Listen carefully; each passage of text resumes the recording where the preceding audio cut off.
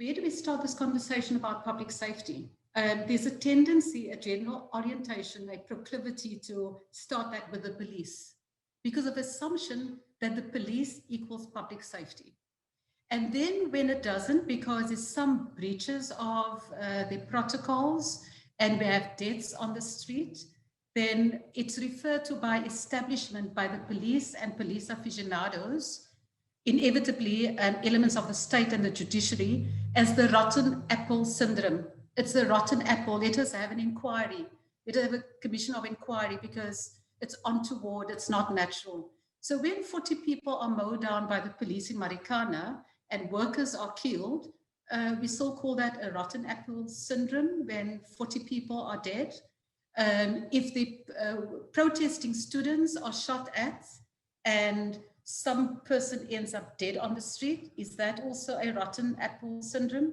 And if protesters, communities are protesting, demanding basic services, access to sanitation, water, housing, and the police open fire on them, then we say it's a rotten apple syndrome.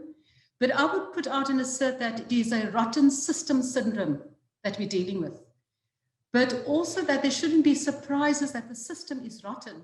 If we go back to the historiography, the history of the system, then a shared history that some of us in our locales, in our countries, in our settings, share as a common denominator, and that is a common colonizer that brought with it instruments of power and control, one of which is the police, whatever its form and its nature or variations thereof. The police was an instrument of control to protect a colonial order and also the profits and the loot of that conquest.